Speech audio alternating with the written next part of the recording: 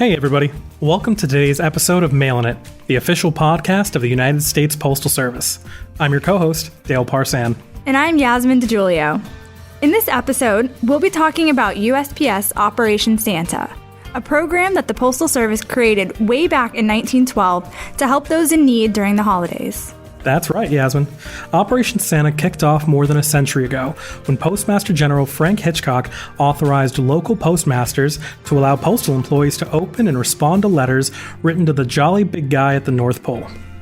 Operation Santa was originally an internal program open only to Postal Service employees, but luckily the program grew and the Postal Service opened it up to the public. That meant charitable organizations, corporations, and later the general public could choose and respond to letters sent to Santa. Since the program began, it has made it possible for people to share holiday cheer and gift giving with millions of children and their families.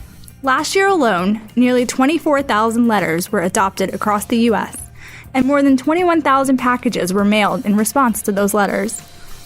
Dale, did you write letters to Santa when you were a kid? You know what? I personally never wrote letters to Santa, but the holidays are a very special time for my family. Most memorable is the tradition that when we set up our Christmas tree, that we play an old holiday record on all the speakers throughout the house to get us in the Christmas spirit. What about you, Yasmin? Oh, I definitely did. And I think I asked for a kitten like 3 years in a row. I still haven't gotten one, though. I really love using the mail to connect with others during the holiday season, and I'm looking forward to speaking with our guests about the Operation Santa program. Dale, who's joining us today? Today we'll be speaking with Chris Karpenko and Sue Brennan to learn all about Operation Santa. Chris is the Executive Director of Brand Marketing for the Postal Service, and Sue is a Senior Public Relations Representative at the Postal Service. Today we'll be talking to Sue and Chris about how Operation Santa got started, how it works, the impact it's had on kids and families, how Operation Santa has changed over the years, and what's new this year. Sue, Chris, thanks for joining us. Thank you for having us. Thanks. To start things off, Sue, why don't you tell us a little bit about what you do with the Postal Service and your role managing the day-to-day operations of Operation Santa? I work in corporate communications, and I handle media and public relations matters pertaining to mail processing and logistics. Regarding Operation Santa, me and my colleague Tatiana Roy handle communications issues. Wonderful. Thanks, Sue. Chris, your turn. What do you do and how are you involved in Operation Santa? Sure, Dale. The team over on my end covers pretty much all the brand and the marketing efforts. So what you'll look at is for us providing media coverage or awareness for those that want to adopt letters, as well as for children that may be interested in learning how to write a letter and how to write a letter to Santa for the holidays. So, Chris, is there anything special about how or why Operation Santa was created in the first place? Was it just that we were noticing all of these letters coming in and we kind of wanted to do something about it?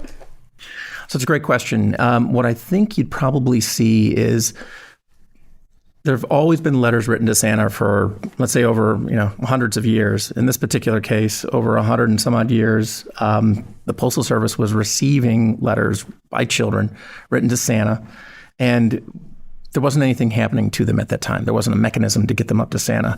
So what ended up happening is our employees decided to, take it upon themselves to act like elves, if you will, and start responding and help enable Santa to get these letters and to either respond or respond themselves. Sue, do you want to weigh in on any of that? Exactly. And in the early 1900s, the volume got to be so much that the Postmaster General at that time opened it up for customers to begin adopting the letters. Great. So, but before Operation Santa came to be, what happened to all those letters that were flooding in around the holidays? It really depended on your location. Some post offices had trays of letters where customers could come in and just take one. Some post offices had Christmas trees where they posted the letters on the Christmas trees. Some locations only had employees responding to them. That's pretty interesting. So if I was a kid and I wanted to write a letter to Santa, how do I get started? How do I find, Santa's address? Well, right now you could Google Santa's address, and one of the first locations that would come up would be the Postal Service Operation Santa program and 123 Elf Road, which is Santa's workshop's address. And Dale, do you know what the zip code is for Santa's address at the North Pole? You know what? Matter of fact, I do from a previous guest. That would be 88888. Yes, we learned that in our zip codes episode. So is there any specific information that needs to be included? On the envelope, it needs to be addressed to that address. And there needs to be a very complete, legible return address that includes apartment number and street directionals if applicable. Sue, if someone is choosing to mail a letter, let's say a child, and they're trying to do it on their own, do they need a stamp? Yes. They need a stamp just so it can be processed through our system. So what happens after a letter arrives at this address, at Santa's workshop? How is it handled? So when all those letters arrive, we end up looking at them, reviewing them, and we redact personal information. It's the safety of the child, safety of the person writing the letter. We put that all out of it. And we process that in a way that then we can then put those letters that qualify, meaning that we've got a good address, we've got a good ability of, they're not duplicates, they're not something we can't comprehend, and then we put them out and make them available to folks to potentially adopt those. So what do people typically ask for? There's a number of different requests. You have children and families asking for socks and shoes and a winter coat, food for the holidays, and then, of course, you have letters asking for the hottest new toy. What about the letters that Yasmin's been sending for years about a kitten? So for pets, we believe that that's something that a parent or guardian should make the ultimate decision on, and we recommend that people send a stuffed animal in its place. So what about kids who live in the U.S., but maybe they don't speak English or they're more comfortable with another language? Can they participate as well? Yes, we currently get letters in Spanish, and those letters are posted in Spanish, and you can search for them on the site. We haven't gotten many other letters in other language, but I can tell you that this year we had a letter carrier just reach out to us about a little boy on his route that was born blind, and he sent his letter to Santa in Braille. And I reached out to the group that does the redacting and asked them to flag this letter so we can respond to this child in Braille. Oh, that's great. What's really interesting about that is, when you think about the Postal Service, we're 246 years old, and this program is running about 109 years old. And it's what's so neat about that is it was organic in nature. It's a social cause that was always created by the people. So the Postal Service never officially created this. It's not a 501c. It's not a nonprofit. It's one of those things that anyone can write a letter for anything. And in most cases, what you do see are these heartfelt sort of acts of kindness from either children or people that are asking for gloves and shoes and blankets. And it might not even be for themselves. It might be for their sisters or their brothers. So there's this opportunity to express this want or hope through a letter. And in many cases, we're able to accommodate that through this Operation Santa program. Why do you guys think the American people are drawn to participate in Operation Santa? People want to give back. It's a great opportunity to give back.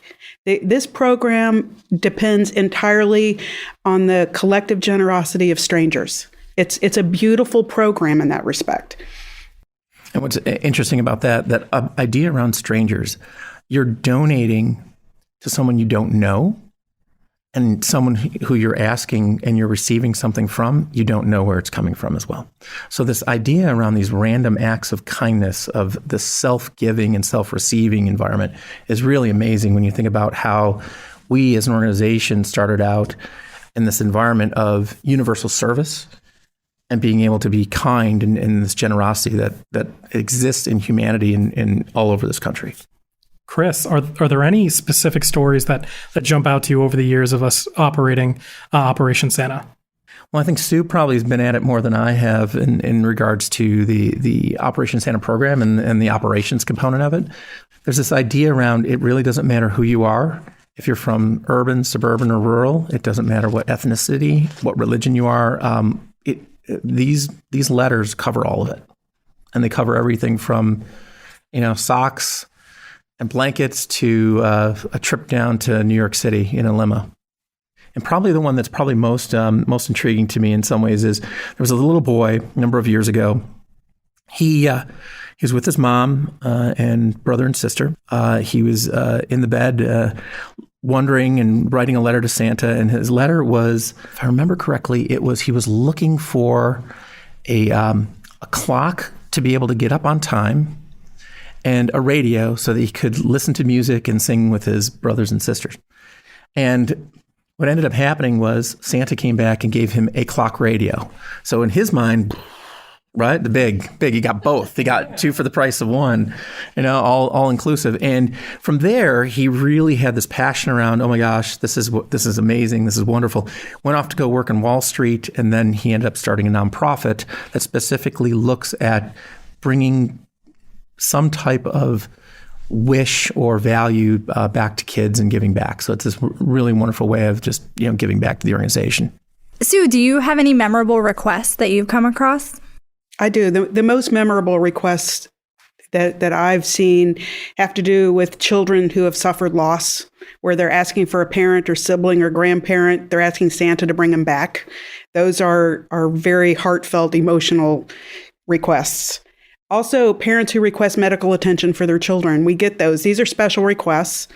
And in 2011, for example, a mother wrote that her daughter, Shemaiah, had been born deaf and with only one outer ear. And she requested that a plastic surgeon, provide service and build her daughter an ear so she is no longer made fun of.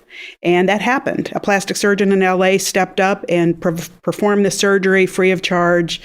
And this is something that is very emotional for the team working on this. We reach out to the community and we try to match the letter with a subject matter expert or somebody who can fulfill very special requests. And this happens usually once a year, maybe not to that extreme, but we've also had, last year, we had two little boys whose mother was working 3 jobs. They rarely saw her, and they knew that if she had a washer and dryer, she could at least stay home and do laundry and not have to leave again to go to a laundromat. So they wrote a letter to Santa requesting a washer and dryer for their mother. Some very generous person adopted it and bought this woman a washer and dryer, and we had to contact her to tell her what her boys had done so we could schedule the delivery of these appliances. And by the time the conversation was over, there was not a dry eye anywhere. We were all crying. She was amazed that her boys had done this. She was more amazed that somebody adopted the letter and made this wish come true for her kids. And these are the reasons we continue working on this program as hard as we do. Sue, that is absolutely incredible. Words can't describe. It's also a level of authenticity here, right? So this isn't something that was prepared or gamed or structured in any way. These are random acts, as I had said earlier, and these are efforts that people want to help feel as if they're contributing. And again, whether it's getting involved in these special needs environments, or they're just as simple as getting some mittens or gloves or boots for somebody, it's a wonderful opportunity to demonstrate that. Yeah, it's really inspiring. And it's really nice to kind of hear these stories of how people's lives have been impacted and for many cases really changed for the better. So Sue, you mentioned the woman whose children asked about a washer dryer, and then we contacted her in order to sort of fulfill that. Do you find that happens pretty often, where the parents are surprised that their children are writing these letters to Santa and that someone out there wants to give them what they asked for? It happens a lot now, especially since last year when the program went nationwide. There were a lot of instances last year, and we've already started to see some this year, where the children write letters, they Google an address, the parents Google an address where to send it, and then they realize they're part of this program. And last year, a number of parents reached out to us and said they were mortified that they got packages delivered. Somebody answered their child's letter, fulfilled all their wishes, and they have money, and they were mortified that they got this package. Could they please send them back? And our response to them is to pay it forward and to perhaps adopt a child the next year.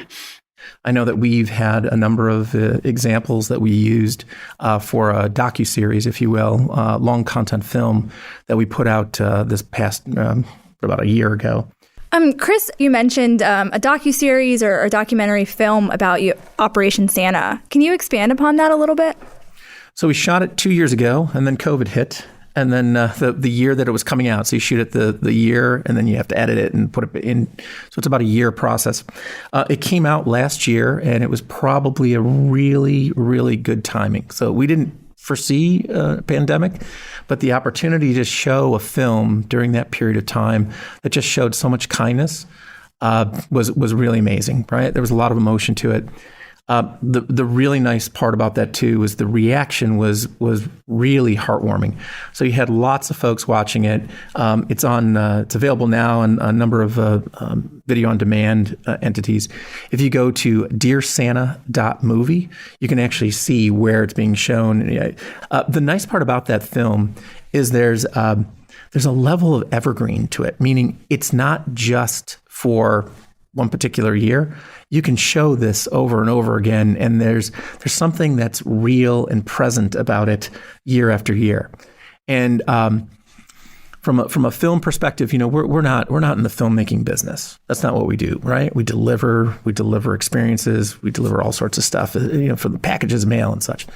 But what we do here with this film, the film industry actually has kind of rewarded us for that film. So Tribeca X made us Best Feature Film, which is kind of unique. We found a lot of fun things that were coming out. The Heartland Film Festival, New York Docs invited us to play. We were at Brand Storytelling and at Sundance and talking about the film. A lot of really good things. By the time this airs, we will be also looking at a network that will be doing a 4 to 6 episode series shooting this year for next year, which we're really excited about. So it's a continuation of that good news, good story, good people doing good things. So we're super excited about that. So once the Postal Service receives these letters to Santa and identifies them as being part of Operation Santa, how does the Postal Service then connect the letters with people who want to participate in the program? So if you are interested in adopting a letter, the first thing that you need to do is register, create an account on USPSOperationSanta.com. And because, just like Chris said, that safety and security is paramount, you also need to have your ID verified. So there's a process for that. You can get your ID verified online. There's 2 different options to get your ID verified online. And if that's not possible, this year for the first time, we have an option to get your ID verified in person at post offices around the country. And Sue, the website of where they could go? USPSOperationSanta.com. And so then once you have your account and you're on the website, then you can sort of browse through and see the letters. You can. And there are some new features this year. One is that when you click on a letter, it will be locked with you for 5 minutes. You have 5 minutes to review the letter. And if you haven't adopted it at that point, it's going to go back into the system. And then once you adopt a letter, you're going to go out shopping probably and package it up nicely and then take it to your local post office with the barcode that you have been given and ship the package to the letter writer. And the nice part about that is nobody exchanges any personal information. So safety is probably one of the most important components here. And we've evolved, with this digital age, this idea around safety and the ability to look up things. I would argue that 75 years ago, you didn't have the internet, so you couldn't go online and look someone up. Whereas today, you've got so many other things going on, and the safety and protection of children is so important to the Postal Service. We are number one in trust as a brand or an entity. We want to maintain that trust. So it's really important for us to do that.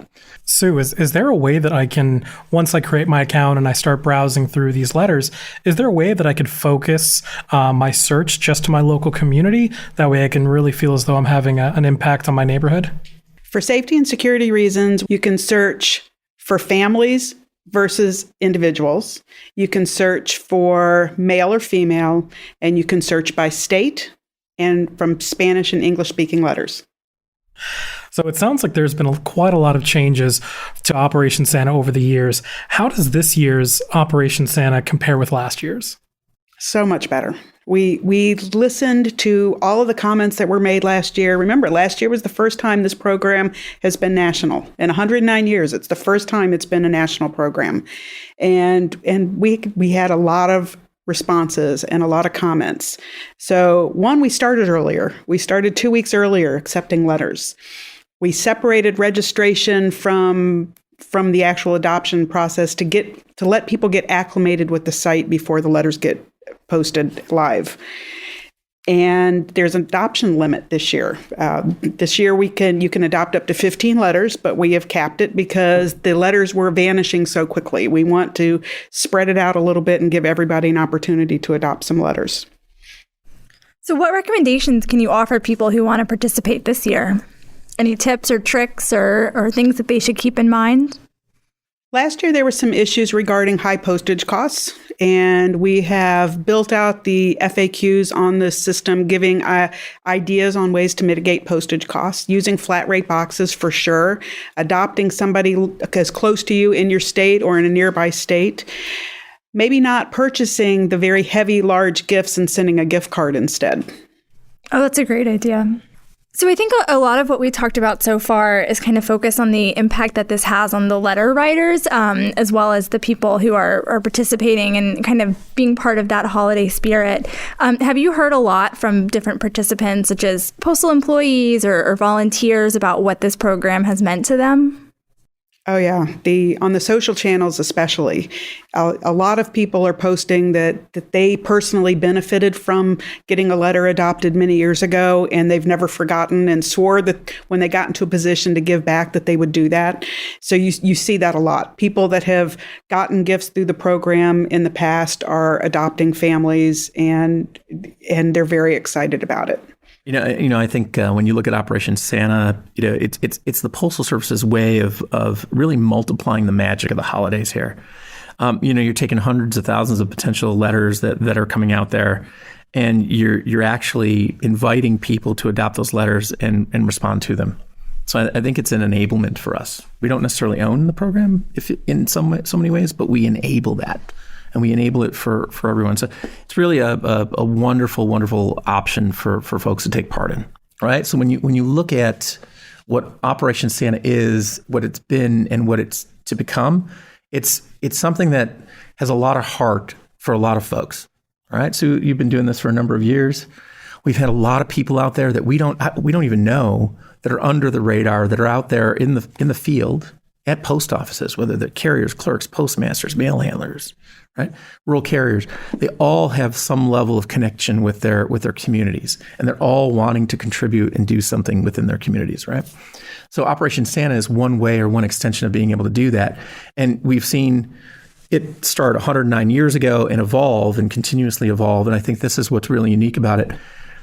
The Postal Service evolves with its customers and what we need to do for our customers. And Operation Santa will continue to go because there will still be people out there and children out there looking to write letters to Santa and asking for a variety of different things just for experiencing the magic. And it's our opportunity to help convey that magic or enable that magic. And we can do it a number of different ways. 20, 30 years ago, people weren't using mobile devices. Now they are, and we enabled more people to participate in adopting with the Operation Santa program by making a digital version of that. Things to come, probably more safety, probably looking at more ways to choose the person you might be interested in adopting for, whether it's a boy or a girl or female, male, whether it's someone in the state, whether it's someone that's looking to have maybe something like food versus blanket or shoes, but we should potentially have those types of things in the roadmap and figuring out what we can do to continue a strong program that continues on for the next 250 years. No, I agree. Very exciting. Well, and increasing the communication. We still get so many emails and posts from people saying that they've never heard about the program. And ideally, we want to fix that. We want to start communication earlier and have more communication out there to spread the word and give people the information that they need. So, Sue, if some of our listeners want to get involved for this year's holiday season of Operation Santa, is it too late? No, it's not too late. We're accepting letters through December 10th, so people could still send letters to Santa, and adoption runs through December 22nd. So there's still time to send letters, and there's still time to adopt them. And Sue, what's the website again? USPSOperationSanta.com. So Sue, Chris, thank you so much for joining and sharing information about USPS Operation Santa. Thank you very much. Thanks for having us, and don't forget to adopt a letter.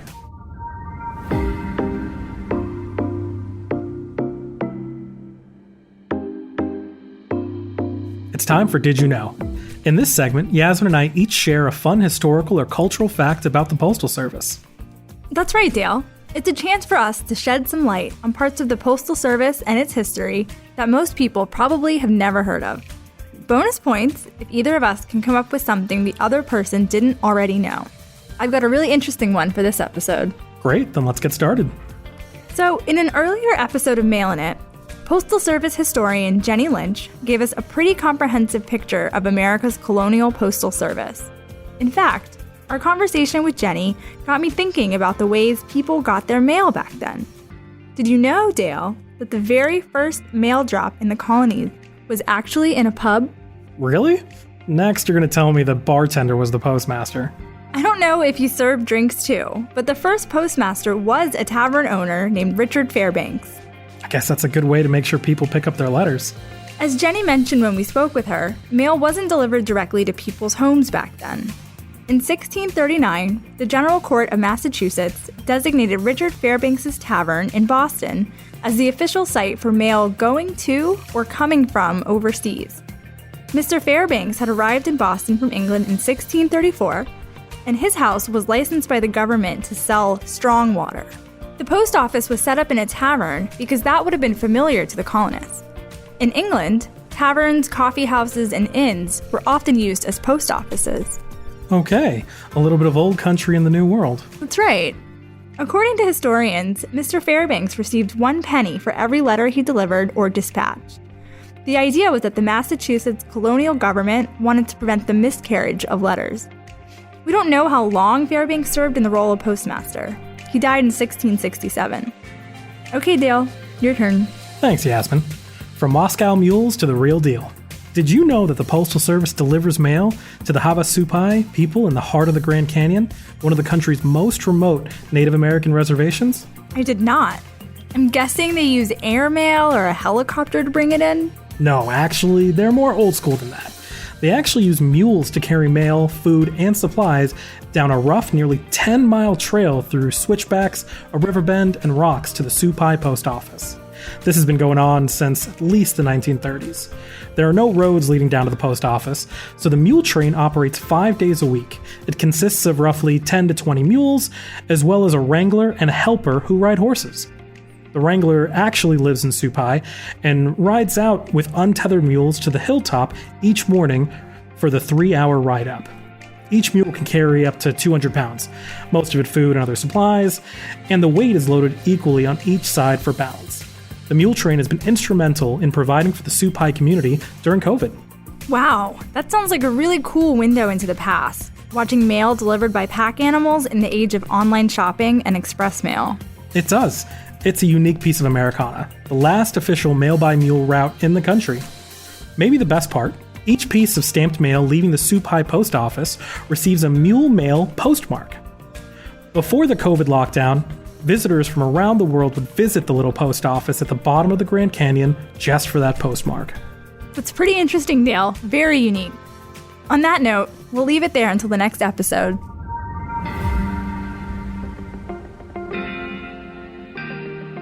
So Dale, what did you think of our topic today? Honestly, I'm floored. I'm a little embarrassed to say I wasn't too informed about Operation Santa, and after this conversation, I have to say I'm pretty motivated to become an adopter myself.